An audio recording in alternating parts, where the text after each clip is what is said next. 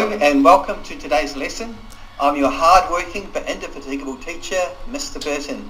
You will need to watch this video and take notes as you go. You may need to watch certain parts of the video a few times to ensure complete understanding. This is your homework and I will check your notes tomorrow before we get started. I hope you learned something. Okay, hello and welcome to today's lesson. Today we are looking specifically at the costs of firms.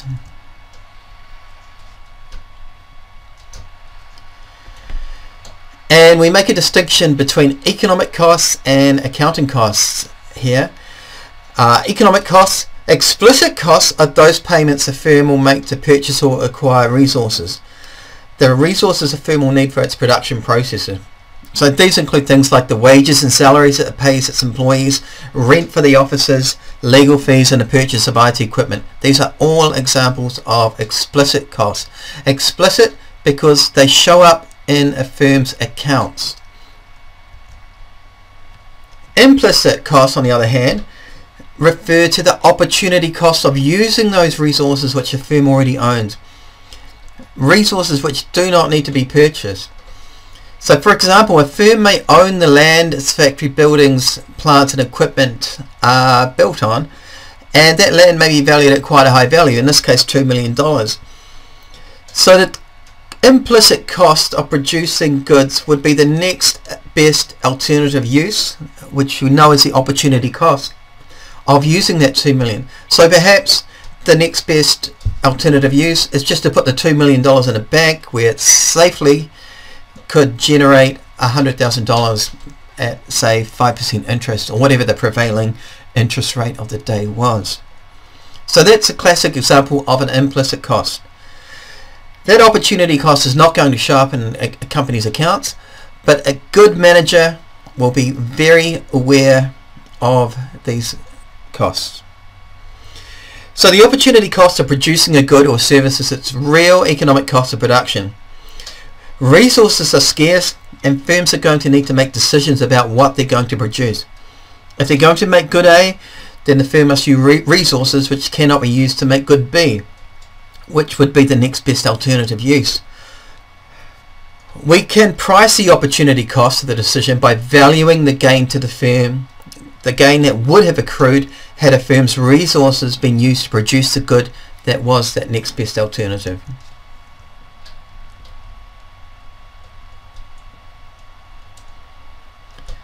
A distinction here between accounting and economic costs. Sometimes people need to readjust their thinking as to what costs mean in economic analysis. From an accounting standpoint, costs refer to direct or out-of-pocket or explicit costs. What do I, the business owner, pay for the resources that I use to produce my product? Accounting costs are explicit costs. This means that from an accounting standpoint, profit is total revenue minus explicit costs, where total revenue can be found by taking the number of units sold times the price charged for each unit. An economist, however, would tell you that you're omitting a critical component. What about the value of the resources you already own that could be used elsewhere? For example, your own labor goes into your business, but you could sell that labor elsewhere, couldn't you? We have a name for these implicit or indirect costs: opportunity costs. Economic costs do, of course, include the explicit or accounting costs, but also the implicit or opportunity costs. So economic costs are both the explicit and the implicit costs. From an economic standpoint, then, profit is going to be the total revenue minus the explicit costs, but then also subtracting the implicit costs. The question you might have is, does this distinction really matter? The answer is yes. Failure to consider the implicit or opportunity costs could lead you to a faulty conclusion in considering choices. Consider this.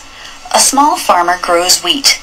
He manages to grow 20 bushels of wheat, which he can sell for $5 per bushel. This means, of course, that his total revenue is $5 times the 20 bushels, or $100. The farmer's explicit costs of production are $40. Remember that explicit costs are the direct cost of purchasing resources. What might this $40 represent? Maybe Seeds? Irrigation? Machinery or workers? What's the farmer's accounting profit then? Accounting profit is the total revenue minus the explicit cost. So in this case, you have $60 of profit. Pretty good, right? The farmer's happy when his accountant tells him that he's earning $60 of profit. But then an economist that he knows tells him that he's forgotten something. What about his opportunity cost? Suppose that the farmer could be working in town at the local burger joint for $5 an hour. For every hour he spends farming, he sacrifices $5 salary elsewhere. So if, for example, farming took 3 8-hour-long days for a total of 24 hours, his implicit cost would be $5 an hour times the 24 hours it took him to grow the wheat, or $120. What's the farmer's economic profit then? Economic profit was the total revenue minus both the explicit and the implicit costs. He's actually losing $60. From the economic standpoint, the farmer's losing money, and therefore, assuming as we are that all producers are interested in maximizing profits, he'd be better off working at the local burger joint. One last note, zero economic profit is also known as a normal accounting profit. If you find that a business owner is making a zero economic profit, it doesn't mean that he or she earns nothing. It means that revenues are enough to cover all of your costs, even the value of the owner's time. A great little explanatory video there, making the distinction between economic and accounting costs. Let's run through another example of an economic cost here. Annabelle, a financial whiz kid, earns $130K each year at a large trading bank. Next year, she thinks she's going to quit her job to open her own consulting business. In the bank, she has $300,000 saved. That earns 5% interest. And she's going to use this $300,000 to invest in a business. So if she invests in a business, all that money will be taken up with the business. She estimates that the cost of running her business, rent on offices, marketing, etc. in the first year will be about 60 grand. Now these are her explicit costs, and these costs will be the only costs that appear in her income statement, in her profit and loss account. So these are expenses for accounting purposes. We need to factor in implicit costs to calculate the true economic cost. So implicit costs here are $130,000 in salary that she's going to forego, and an additional $15,000 in investment income foregone as well. So that's $15,000 comes from $300,000 at 5% interest. Explicit costs we've been through: $30,000 in rent, $5,000 in electricity, $10,000 in marketing expenses, $15,000 in other general expenses, totaling $60,000. Now we know that economic costs are equal the total opportunity cost. $145,000 in implicit costs plus $60,000 in explicit accounting costs. Her economic costs are going to be $205,000. Annabelle's new consulting business would need to generate an income of $205,000 before it makes economic sense for her to undertake her new consultancy venture. If the business does generate an income of $205,000, then she would be making zero economic profit. Zero economic profit, which is a normal profit, and it'd be normal profit because she is covering those implicit costs. So she's covering the salary that she's about to forego. She's covering that $15,000 in investment income foregone.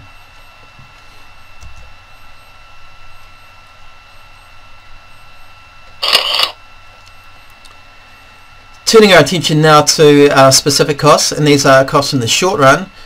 Remember that economists define the short run as being a period of time where at least one of our factors of production, that's land, labour, capital, or enterprise, is fixed.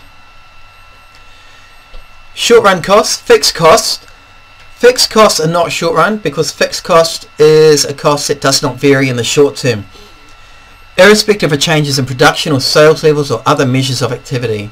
A fixed cost is a basic operating expense of a business that cannot be avoided. such as a rent repayment, interest payments to the bank on that bank loan, etc. Whereas a variable cost is an expense that varies with the firm's production output. The more a firm produces, the higher its variable cost will be. Variable costs are those costs that vary depending on the company's production volume. They rise as production increases and fall as production decreases. So for fixed costs, an example here is that the rent on a building will not change unless the lease runs out or is renegotiated. And that's irrespective of the level of business activity within that building. The landlord of the rented building isn't interested at all if a firm is producing 20,000 units or 80,000 units of a good. The landlord just wants a rent check each month. Even if there's zero output, fixed costs still need to be paid.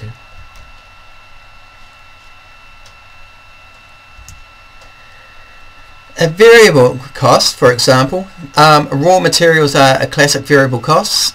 Raw materials, things such as steel and plastics. These things are going to rise for a car manufacturer such as Nissan as production increases, and it's going to decrease when production of cars decrease.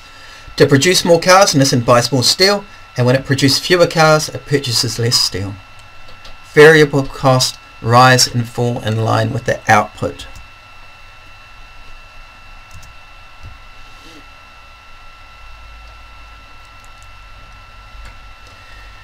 Cost curves. In the short run, total cost equals fixed plus variable cost. In the long run, there are no fixed costs, and a firm's total cost will equal its variable costs. Average cost is a cost per unit of output. How much does it cost on average for a bakery to make one cake? Average total cost equals total cost divided by the quantity of units of output.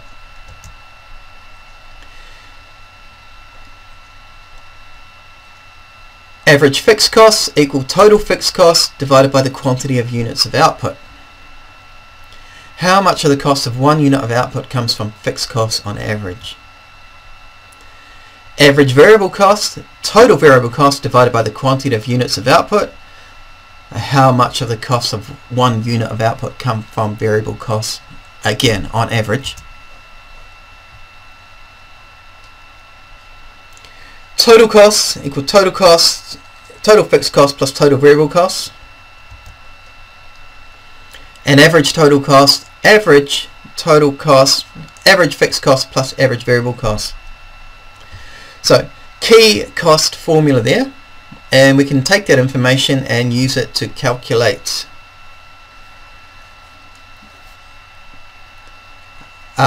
we've got the following formulas here. Average fixed cost equals total fixed cost divided by quantity. Average variable cost, total variable cost divided by quantity. Average total cost divided by quantity.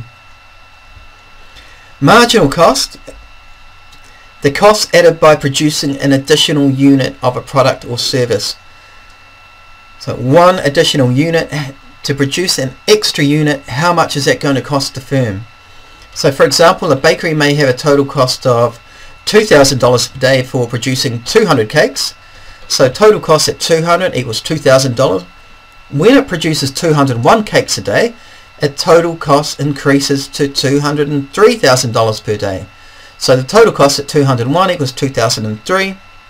The change in total cost is the marginal cost, and the change in total cost from the total cost at 200 to 201 is $3. And therefore the marginal cost of producing that additional cake is $3. Now marginal costs are really informative because they tell us by how much the total cost increase when the firm produces an additional unit of output. Marginal cost is calculated by finding the change in total cost that result from the additional unit of output. And firms can use that information to decide whether they should be increasing production or perhaps even decreasing production. Our marginal cost formula, percentage change in total cost divided by a change in total quantity.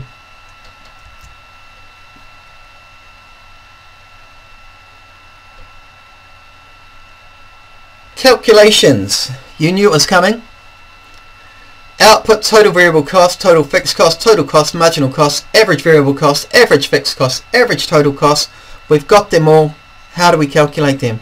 Remember, all of these things are dependent on output. Output of 1, total variable costs are $10.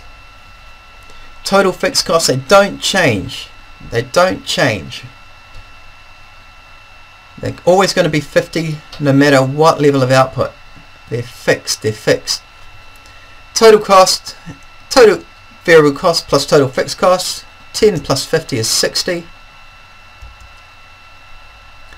Marginal cost is a change in total cost from producing an additional output unit. So at 0 was $50 for the firm. That was the total cost.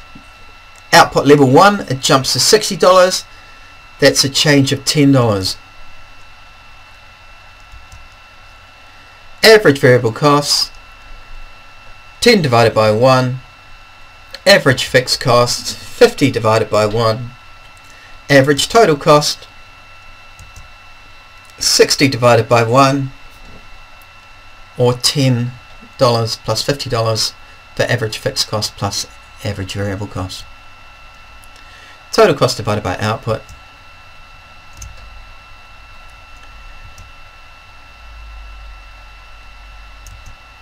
As output increases, total variable costs tend to rise, fixed costs remain the same. It pushes up total costs. Marginal costs decrease for a little while and then they start to increase again. And that may sound a little bit familiar, and we will relate it to the law of diminishing marginal return in just a moment.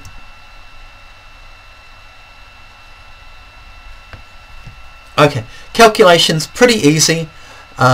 99% of students do not struggle with this as long as they know their formulas and practice a few questions. Now you will be asked to work backwards to find values. So total cost minus total fixed cost will give you total variable cost, for example.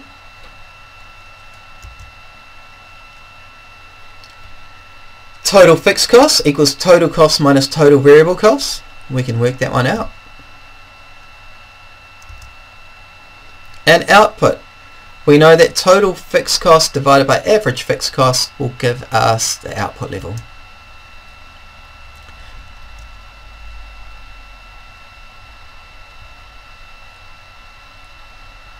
Cost curves continued.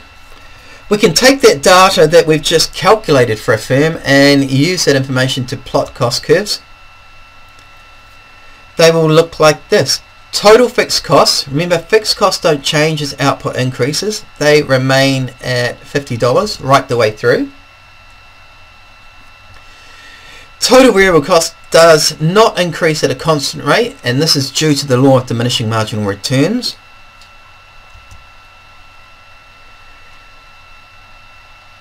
And the difference between total costs and total variable costs are those total fixed costs. They don't change, so the gap between total costs and total variable costs remain constant throughout.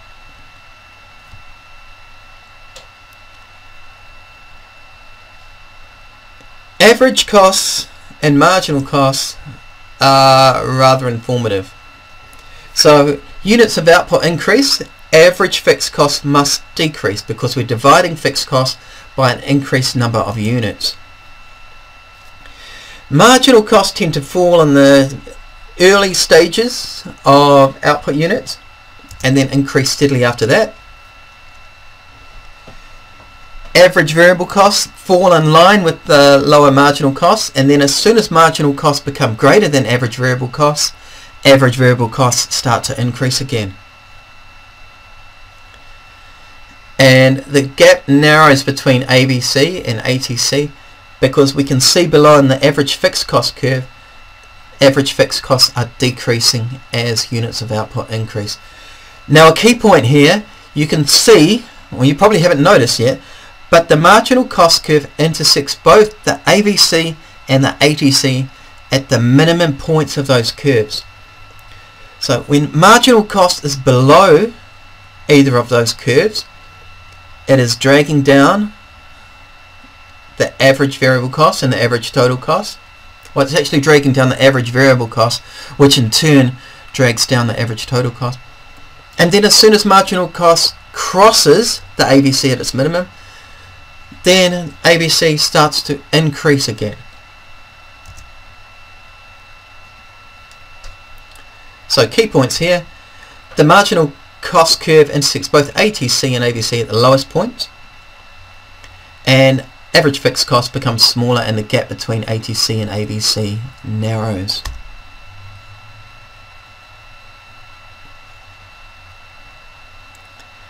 Law of diminishing returns. We know from the previous lesson that we get diminishing returns as soon as marginal product starts to decrease, and average product begins to decline when it intersects with the marginal product curve, meaning that the marginal product curve always intersects with AP when it's at its maximum. This relates directly to our firm's cost curve.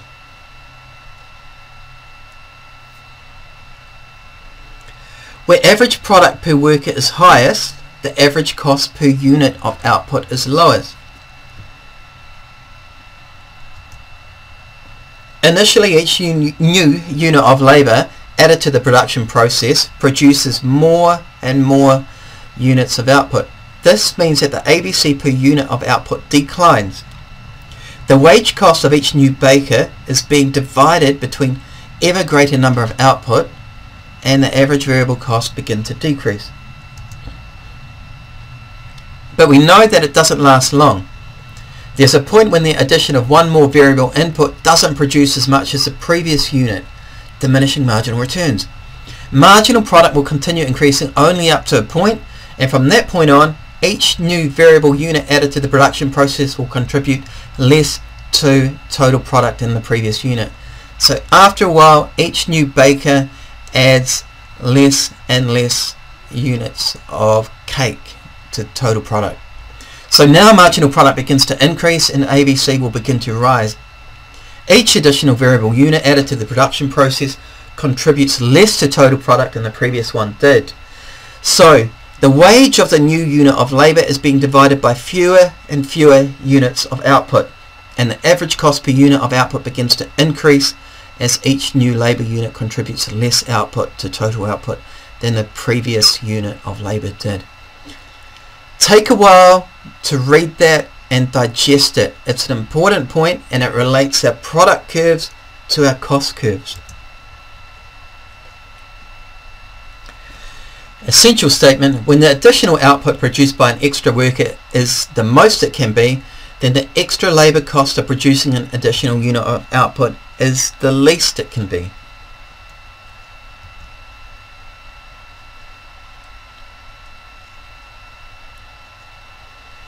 Economies of scale. Hey Econ students, this is Jacob Clifford. Welcome to ACDC Econ. What do the Twilight movies, the Harry Potter movies, and the whole Lord of the Rings trilogy have in common? Well, they're all based on books, right? False! They all had economies of scale.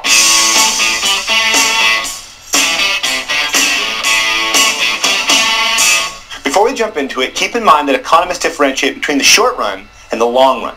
In the short run, at least one input or resource in the production process is fixed. I made a video about it, check it out. In this video, I'm going to talk about production in the long run, when all resources are variable. Let's start by looking at what happens to output as a company adds more and more resources. If a firm were to double its inputs, there's only three possible things that could happen to their output. Their output could more than double, it could double, or it could less than double. That's the idea of returns to scale. If output more than doubles, then a firm is experiencing increasing returns to scale because getting bigger is better. This happens because they can use mass production techniques that smaller firms can't. Now, if the output doubles, then that company has constant returns to scale. So they've kind of maxed out on the gains of getting bigger. And if that output less than doubles, then they're experiencing decreasing returns to scale, and they're just too big. So returns to scale show what happened to production in the long run. But what happens to cost? Well, have you ever seen the TV show How It's Made? It shows how companies produce stuff, and it's absolutely fascinating. Think of two bread companies, with one producing bread like this, and the other one producing bread like this. Now, here's the question. Which one of these two companies has higher costs? Obviously this one, that's millions of dollars of equipment they're using to produce the bread. So their total costs of producing are way higher. But what about their average cost of producing each loaf of bread? It's way lower, and that's the idea of economies of scale. The long-run average costs fall as more output is produced. Economies of scale is the idea that getting bigger is cheaper. It happens because of increasing returns of scale and other cost-saving measures. Companies that are producing at a larger scale can afford super productive machines and also buy resources in bulk. Again, the total cost might be a lot higher, but the average cost is lower. And that brings us back to those movies. Several of the Twilight and Harry Potter movies and all the Lord of the Rings movies were shot at the same time.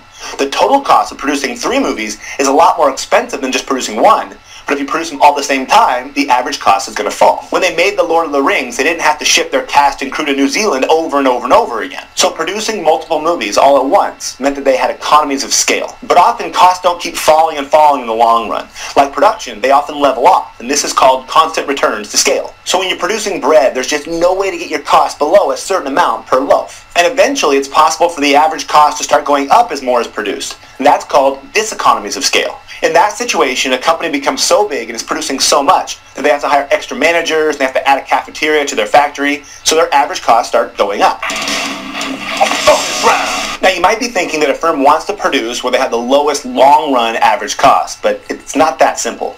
The amount a firm should produce doesn't just look at cost. It also looks at consumer demand. I mean, think of your local pizza restaurants. The goal isn't to minimize their costs, make as much pizza as possible. Their goal is to maximize profit. Think about it. They could have advanced pizza-making robots that do all the work, but they don't sell enough pizza to make it worth it. The point is, concepts like economies of scale are ideas that help producers make decisions. They don't tell producers exactly how much to make, because in real life, one size doesn't fit all. Thanks for watching. Until next time. Hey, thanks for watching my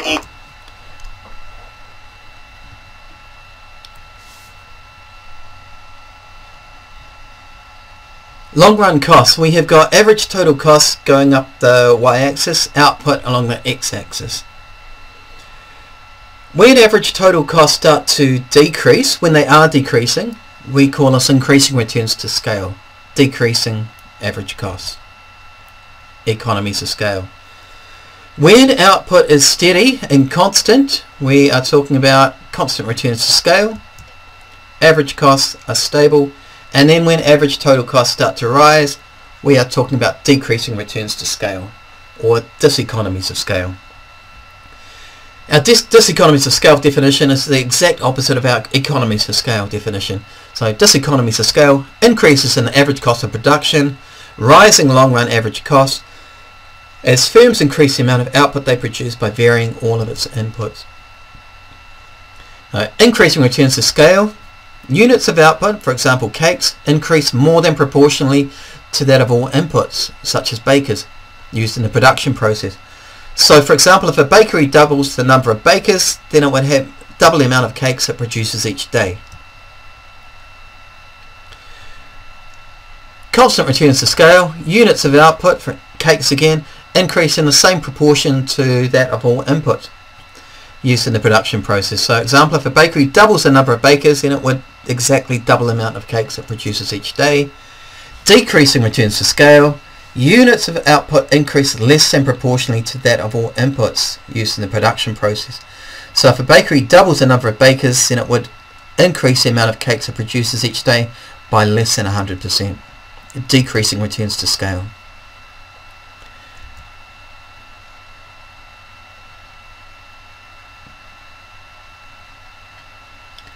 Short and long run average costs. Short run average costs will determine the long run average cost curve. So as units of output increase, and they increase in the long run because we can add extra units of capital, which are typically fixed, but in the long run they're variable, completely variable.